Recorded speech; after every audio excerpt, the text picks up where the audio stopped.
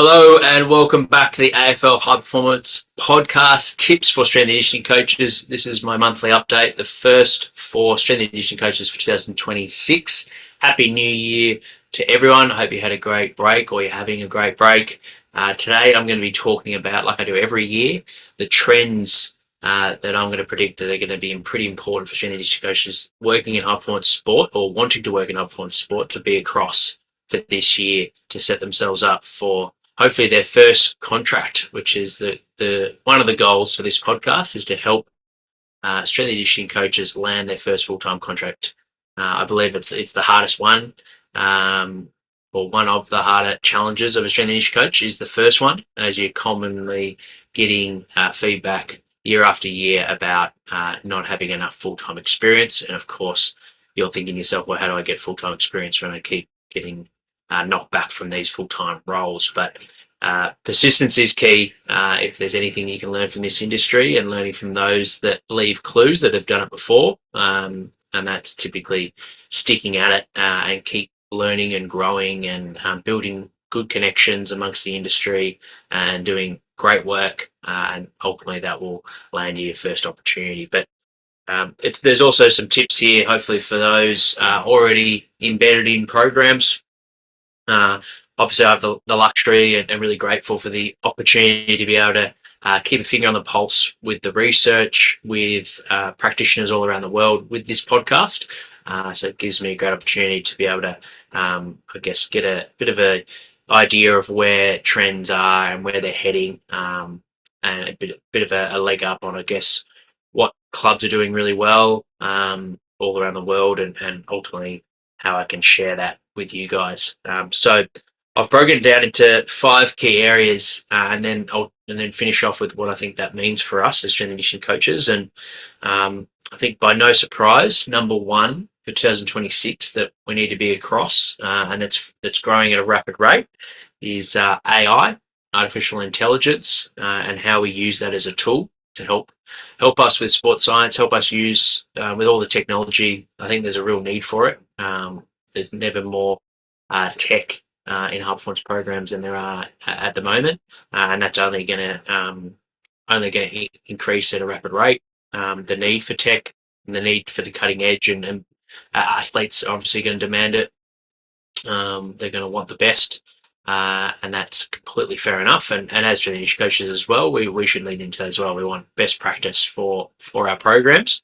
And AI, I believe, helps us with the problem of how we navigate through the data and how we ultimately get that data at information to us in a easy to access, readily, really efficient, nice and fast way, so we can inform our decisions and our practices, and our decision making around methods and whether we need to change the program as the athletes might be plateauing or not coping with the program as well as we'd like to make smart decisions. I think AI will really help us. And I've had a few sports scientists on the podcast in 2025. It's always quite a popular topic, gets great listens, and I'm always eager to be up to date on the podcast. And one of the recommendations more recently was around this topic: how do we use AI, particularly around sports science, to build reports for coaches and high performance staff, medical practitioners, but also how do we use it to the right way, I guess, where it's not we're not using it. It could be having a detriment to our athletes' data and their personal information. So I asked around, and the person that was recommended was Rich Johnston, which he's on the pod on the 12th of February. So make sure to pencil that in your diary. I think it's going to be a fascinating chat. He's the ACU professor. He's a sports scientist, and a lot of sports scientists in AFL are recommending him and leaning on his work. And I think it'll be great to have him on the show and dive into this topic to understand it a bit greater. And ultimately, I think by now most of us will be using AI. So how do we maximize that tool? And I love the quote of AI is not going to replace our jobs, but someone that's using AI at a really high level probably will. I think that's the mindset. So we need to embrace it. We need to lean into it. Don't fear it. It's not a threat. it's going to enhance your role and enhance our team and enhance how we support our athletes and get the most out of our program. So I think it's one that we have to address, and it's going to be a big one in 2026. Number two, tactical periodization. This is probably more from my perspective, I guess. It might not be a trend in the industry. It's been around for a while now, but I just firmly believe that the high performance manager role with the coaches is starting to shift, and it probably has shifted for a while now, but everyone does it maybe slightly different amongst different cultures and different sports. Soccer's been doing it for a long time. Rugby's been doing it more recently, and AFL does it to a certain degree. And each of those sports are going to have different demands and different elements of, ultimately, if the footy is involved physically, of course, that's going to change the demand compared to doing traditional conditioning with no football involved, of course. So if there's a certain amount of physical capacity, work capacity we need to develop, and we can best do that when a ball is not involved, because that constraint of the ball has a lot of favourable adaptations around decision making and agility and reactivity, tactical, technical focus areas, but physically it is naturally a bit of a hindrance. You're not going to be able to work as hard when you're focusing on the ball or the execution of the skill, or you're not going to move as fast. And we just know that through GPS. If you watch a football training session, athletes don't really have much trouble, reaching 85% top velocity and getting above 90% of their max acceleration. But if we really need them to expose those hamstrings and get that speed exposure in from a development point of view as well, and neural coordination point of view, then we need to artificially bring it in the program with speed, dedicated speed work. And the same from a conditioning point of view, energy system development point of view.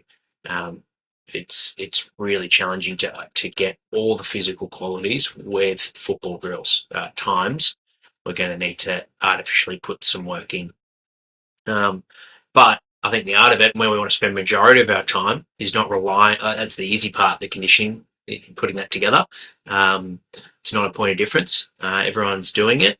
Where the point of difference, I believe, is the high performance manager and the coaches putting a plan together where you are reaching a lot of those physical submaximal physical qualities in the drill. So majority of your volume of your distance, majority of volume of your accel, decel, and your high speed running is in the football context.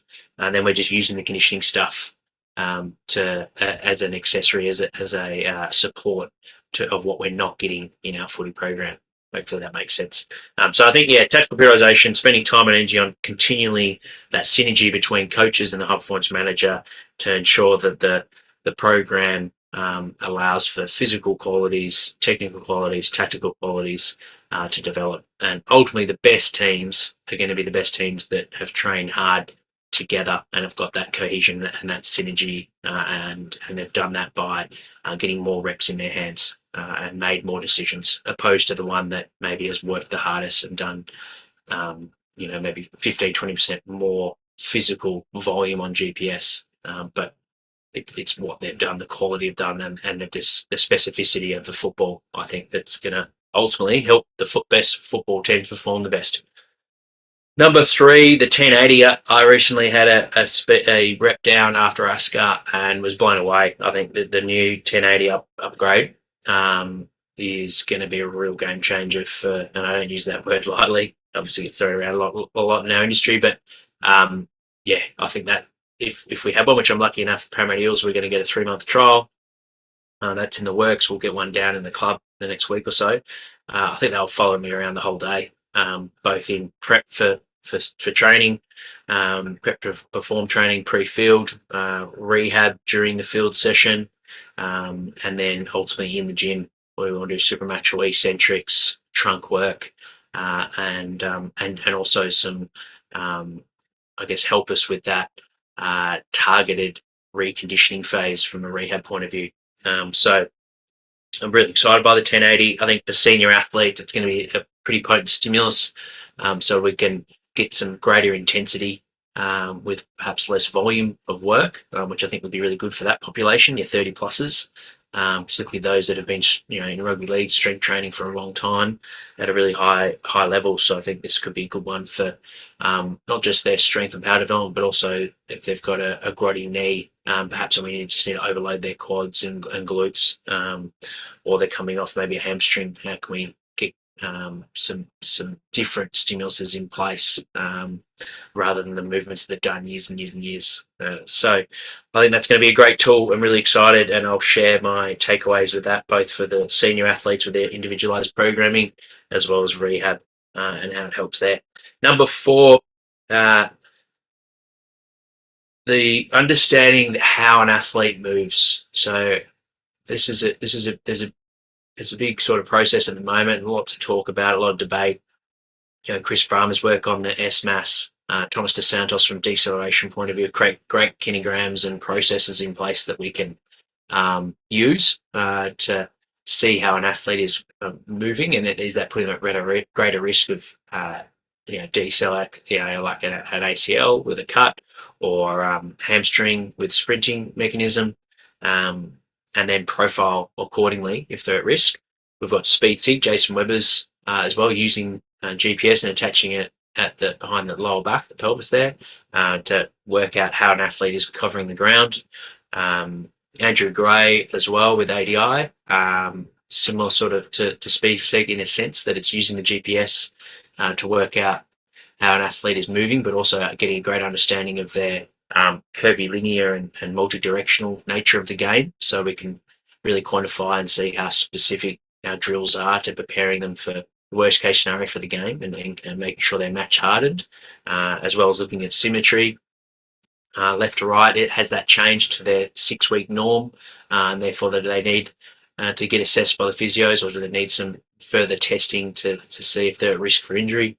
And then, of course, the video motion, so view motion, using AI to develop a battery of tests, whether using the 505 to look at their deceleration, how to use the penultimate step, cutting. You can always create like a Tim McGrath pitch-ready assessment for your rehab athletes using view motion, or using Photon, the Swedish company, which we've just finished a trial, or currently got a trial with. And using that to quantify how an athlete moves using 3D motion, their biomechanics. I think this is a big place. It's a constant challenge how we use this tech to support our coach's eye.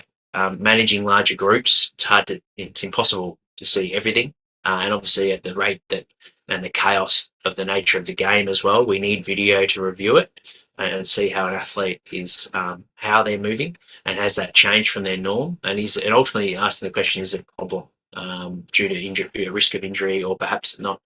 Is it something that is zapping their energy from a performance point of view as well? So constantly analysing, can we make a change? How much time is it going to take to put into that to make the change? And of course, is it a necessary thing that we need to make a change? Is the athlete at risk? And that's where we're probably looking for trends with that athlete. If their injury history is great and their S mass is poor, you're probably something you're going to get after, and be hard to leave that.